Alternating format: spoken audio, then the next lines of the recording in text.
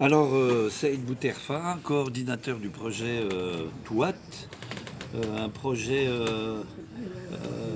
financé par l'ANR, l'Agence nationale de la recherche, au profit de l'IRHT, l'Institut de recherche et d'histoire des textes, du CNRS. Donc nous avons actuellement un projet sur trois axes principaux. Un, les manuscrits, plus précisément les Nawasil, qui sont des recueils de jurisprudence sur des cas d'espèces qui ont été produits par les savants locaux. Un deuxième axe concerne les architectures, disons les typologies architecturales. Bon, c'est de l'architecture de terre, mais on essaye de savoir les influences, les confluences entre le tafilel marocain, l'Afrique subsaharienne comme Mali, Soudan, etc. Et un troisième axe sur ce qu'on appelle en arabe le qaba'il wal ansab, donc les généalogies et les tribus, les origines. Et donc là, depuis un peu plus de 2 ans, donc on travaille sur ce corpus concernant les recueils de jurisprudence. Sinon, bon, précédemment, j'ai coordonné pendant 2 projets consécutifs le projet Manumed, Manuscrit de la Méditerranée, un projet financé par l'Union européenne dans le cadre du remède héritage, où là nous faisions de la formation au profit des propriétaires de manuscrits en conservation préventive, restauration des manuscrits, organisation des bibliothèques. Bon, quoique ces projets, bon, ils durent que le temps de leur existence, et après on se retrouve. Alors si on voit la réalité du patrimoine écrit, c'est un projet à long terme, très long terme, compte tenu de l'état de ce patrimoine. Donc je suis moi-même chercheur, bon, écrivain. J'ai été aussi formé en conservation préventive, restauration des manuscrits. Et voilà, donc. Cette conférence aujourd'hui. Alors, cette conférence entre dans le cadre d'une journée de sensibilisation en direction des propriétaires de manuscrits de la vallée du Mzab.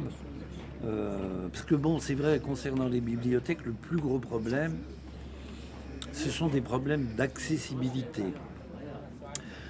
Il est rare de rencontrer une bibliothèque, un propriétaire de manuscrit qui ouvre ses portes de manière inconditionnelle. Bon, ça existe, mais c'est assez rare. Donc la plupart du temps, on rencontre ce genre de problème, non seulement l'accessibilité, mais l'état des collections, le fait qu'elles ne soient pas ni cataloguées, ni listées, même une simple liste de manuscrits. Des états de conservation très très difficiles, souvent déplorables. Donc voilà, dans tout ça, Qu'est-ce qu'il faut faire? et ça rentre dans le cadre d'une sensibilisation Vos adressée aux recommandations. propriétaires. Vos recommandations. Vos recommandations principales. Alors des recommandations, c'est vrai qu'il faudrait d'abord essayer de sensibiliser ces possesseurs de manuscrits à la finalité de ce patrimoine. Pourquoi ils ont hérité ces héritages, si je peux dire. Pourquoi ils ont hérité de ces manuscrits, ces bibliothèques. Alors dans la tradition de ce que j'ai fait un peu, j'en ai un peu parlé dans mon intervention, la plupart des fonds sont des fonds, ce qu'on appelle des biens de main morte, des waqf, des awqaf, des biens hubus. Et donc la finalité de ces bibliothèques, c'est la transmission. C'est la transmission d'une part du savoir, et c'est un peu le testament du waqif, donc du donateur ou de celui qui a laissé sa bibliothèque en héritage, pour une finalité scientifique, sociologique, culturelle. Donc là, il y a aussi un paradoxe entre ceux qui ferment et celui qui a laissé pour ouvrir. Donc on est dans un peu un paradoxe. Le défunt qui a laissé cet héritage écrit l'a laissé dans un objectif d'ouverture, de développement, de connaissance.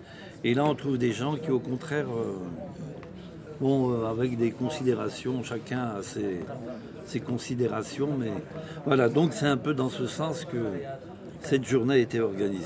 Merci. Quelque chose à ajouter, peut-être? Bah, c'est qu'elle a dit,